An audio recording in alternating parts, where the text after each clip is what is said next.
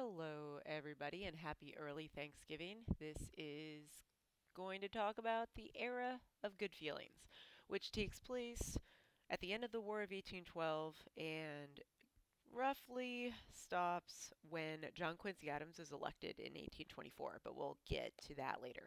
But in any case, general characteristics on this slide, and then we'll move on to some more of the details. It was called the era of good feelings largely because, at least in theory, there was only one political party, and that party was the Democratic Republican Party or the Jeffersonian Party that we've already gotten into in previous videos here. But I just wanted to point out that despite the fact that you don't have an opposition party per se, because the Federalist Party is now gone, there were still factions, right? We still had a lot of, ideological divisions in the United States, particularly on regional lines. So that is important because this is also a time period where there is significant westward expansion, right?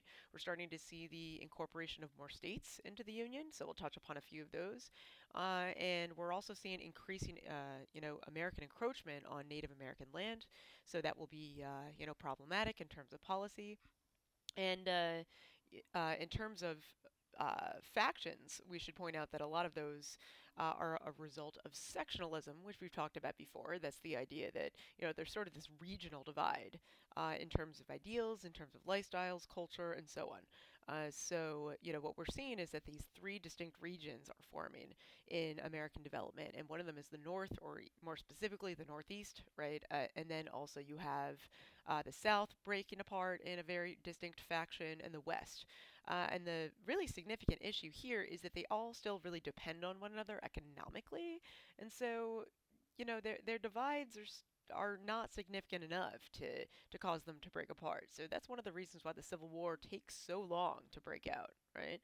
And then also the era of good feelings is characterized, or is also overlapping, that is, with the Second Great Awakening, which started before this, but is still ongoing, right? So I don't recall mentioning it in previous videos, so just as a very brief recap, the Second Great Awakening was another religious revival. The First Great Awakening took place during colonial days, and the Second Great Awakening was more characterized by a significant spread of evangelical religions, so ones like baptism, or Baptists, rather, sorry, Methodism, gospel, and I could elaborate, but if you have really specific questions on the Second Great Awakening, feel free to comment below. One more thing, just briefly to point out, is that there's an increasing attraction to these religions among the African American population and the Native American population. So feel free to ask any questions below. And I chose this piece of art. This is interesting because this was painted after the era of good feelings was over. This is called The Jolly Flatboat Man by George Caleb Bingham, an American artist. And this sort of is seen as a characterization of this era. And 1846 is significant because at this point we are looking at the Mexican-American War, the acquisition of the state of Texas, and so they're looking back on the era of great feelings with a sense of nationalism at this time. I'm not going to get into too much detail on this slide, but in case you want to look at this era through a, political lens, it's important to realize that this is during James Monroe's administration, right? So he was president after the War of 1812, a few years after the war ended, right? Madison was still president at the very end of the war. And you see all these different developments laid out sort of in spice format in a lot of ways, except foreign policy. And we'll actually get into a lot of these other details in subsequent slides. So feel free to take a screenshot, but I'm moving on. Let's talk about the Supreme Court here. This is actually a continuation from earlier slides or earlier videos, that is. And the reason why that is because the Supreme Court has not changed significantly, right? Remember that the Supreme Court justices serve for life or until they retire. So Justice John Marshall, the Chief Justice, that is still in place. And we talked about Marbury versus Madison earlier, so I'm just going to skip ahead to Mcculloch versus Maryland here.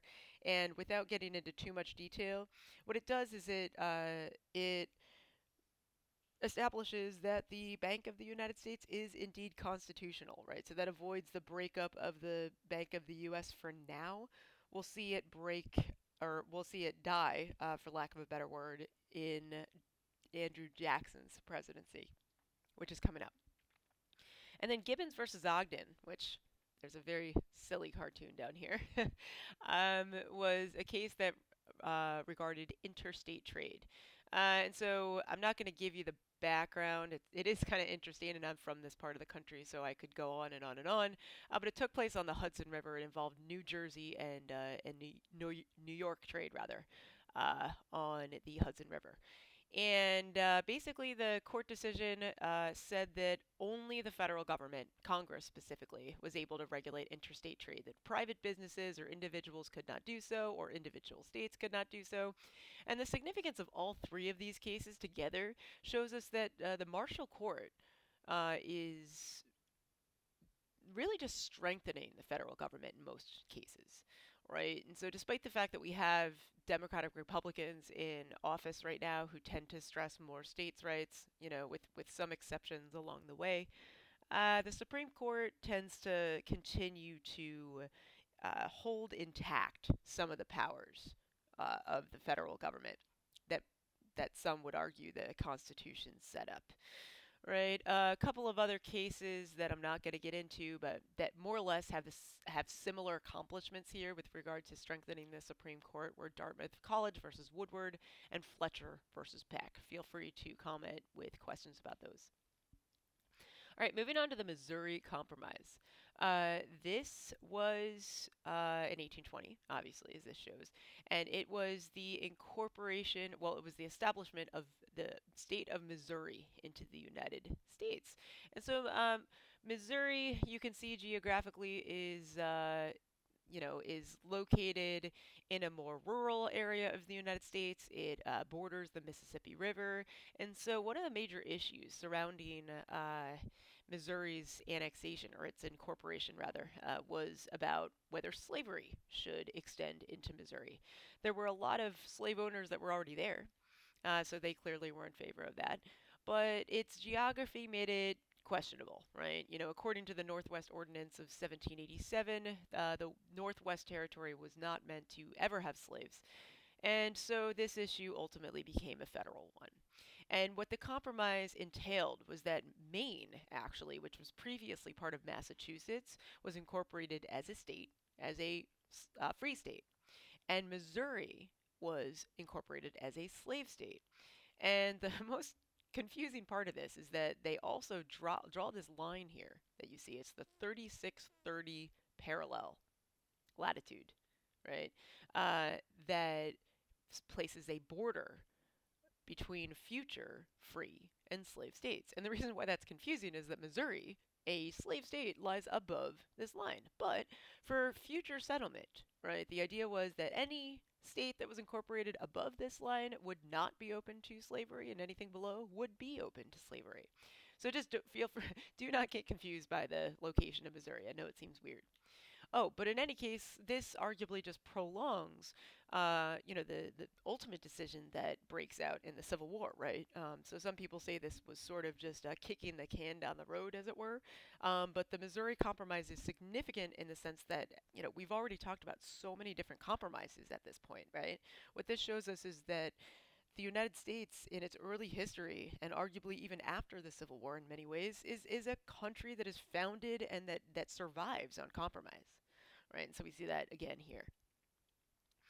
Okay, so in terms of economic development largely, we should discuss Henry Clay's American system. You know what? I think let's take a breather here and let's start off with a part two. So pause, stay tuned, and thanks.